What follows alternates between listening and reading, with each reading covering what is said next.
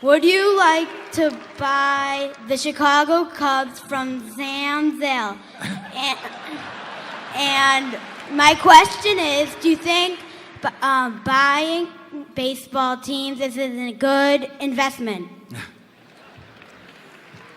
Well, it's been a good investment. It's been a good investment. It's not been a good investment necessarily because the earnings have gone up so much, although cable television multiplied the value in a big way. In effect, television expanded the stadium. Wrigley Field, I think, probably seats less than 40,000 maybe. So you had 40,000 seats available when I went there for my first Major League Baseball game in 1939. But then along came television and then cable television and in effect, pay cable television for baseball or sports networks. And that multiplied the seats in a huge way. Now, a lot of that went to the players, but some of it stuck to the owners.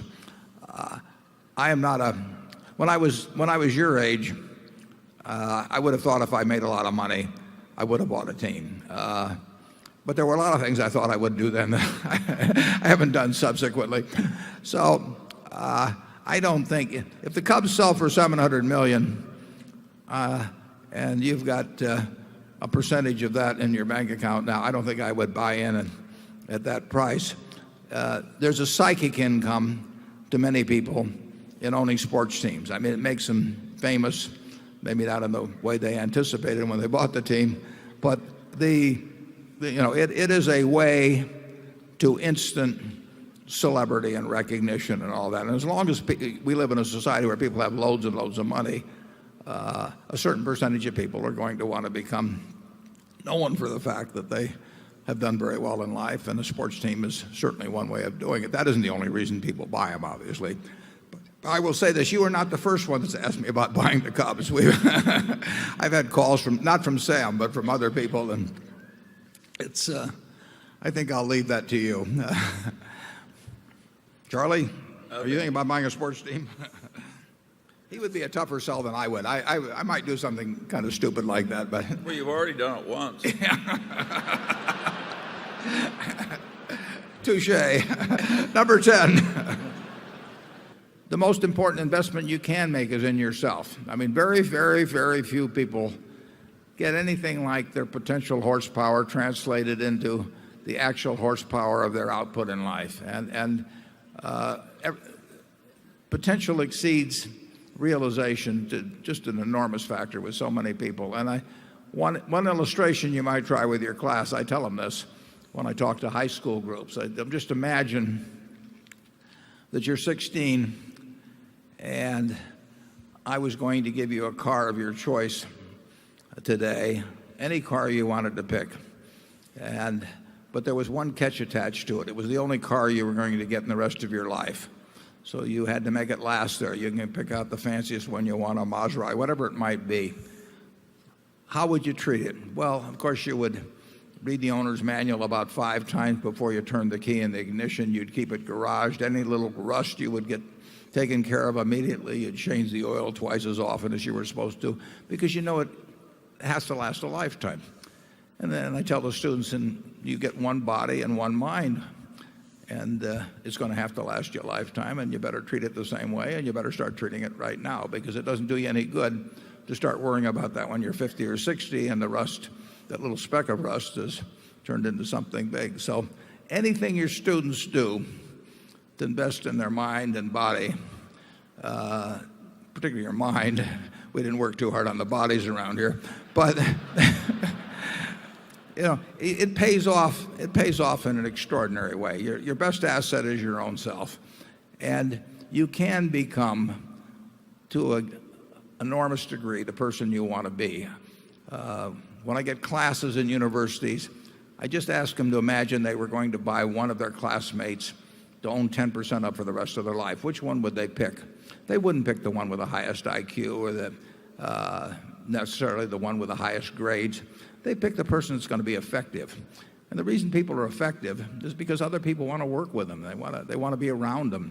And other people, they don't want to be around. And those are qualities that an individual picks up: being generous, being humorous, being on time, not claiming credit for more than you do, but rather than less than you, helping out other people, all kinds of human qualities that turn other people on, and then there's things that turn on people off. And those are habits, and they're the habits that you pick up when they're the age of your students.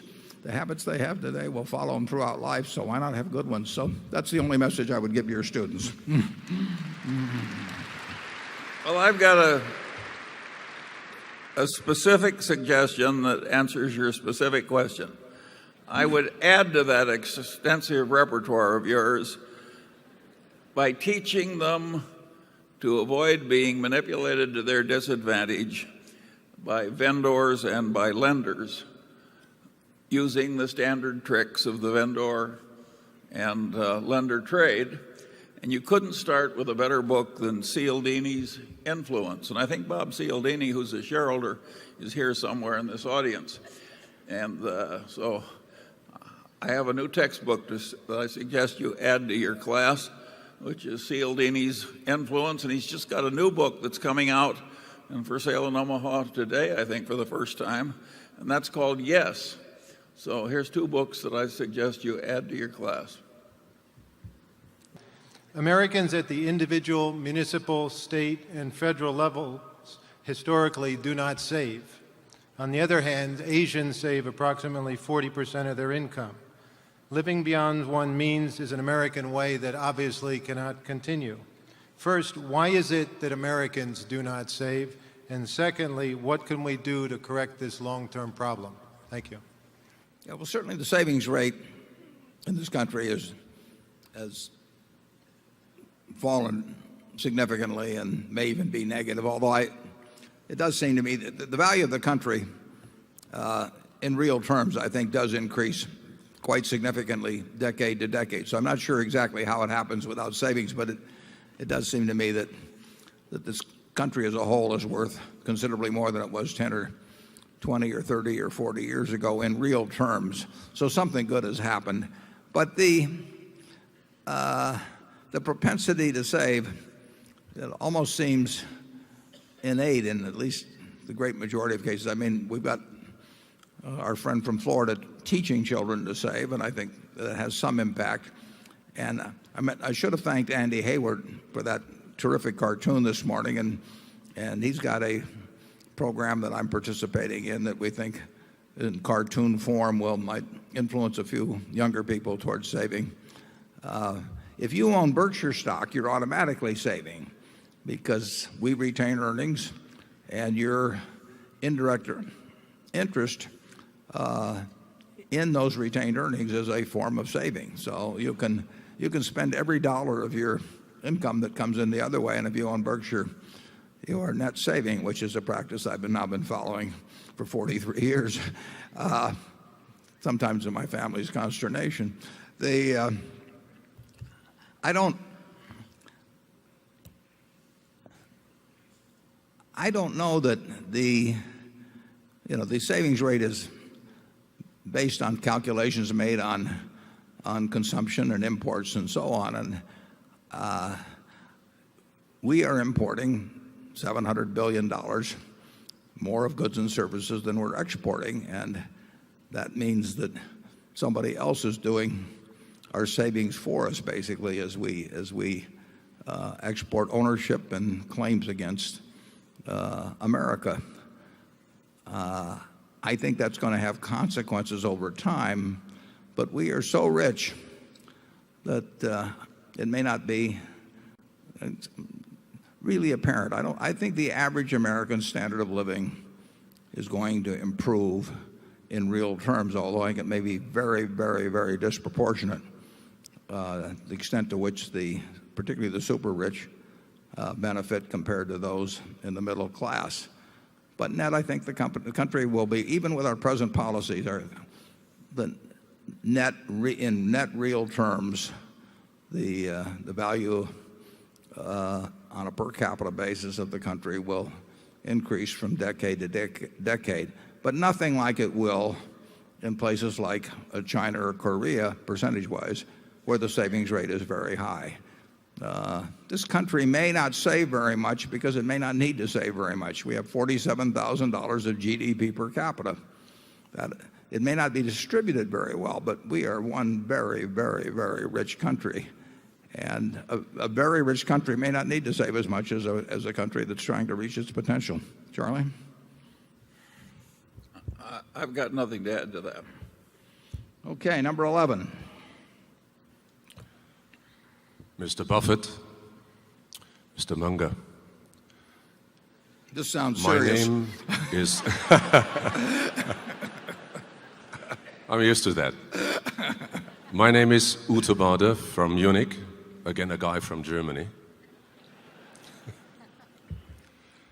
We're gonna meet in round about 14 days' time again in Germany, in Frankfurt at the Union Club. May I ask you, a little bit ahead of the others, what are your reasons for coming to Germany? Thank you. Yeah, it's very simple. We want more, not that there have been hardly any so far, but we would like more family owners of German businesses, some cases in the family maybe 100 years, maybe 20 years, whatever it might be. We want more owners who, when they feel some need to monetize their business, think of Berkshire Hathaway. We want to be on their radar screen. We want to be in the same position. We want them to be in the same position that the Wertheimer family was, or Paul Andrews' family was here not so long ago, or the Pritzker family was, when they have some reason, there could be a variety of them, that they want to convert the ownership of a good, very good company about which they care a great deal, translated into money, to think about calling us. And if they care about their business, we are their best call. And I don't think we're anywhere near as prominent on the radar screen in Germany as we are in the United States. And that's something I probably should have done more about earlier. But now I'm going to hit 4 countries in Europe in a few weeks. And when we leave, I think we'll be somewhat better known what we're looking for, what we can do for those companies, why they should give us a call. I think we'll be better known a month from now than we are now. Charlie? Yeah, and Germany is a particularly advanced civilization in terms of inventiveness and engineering. You go into an American printing plant now, and the names on the machines are all German. Not all, but mostly.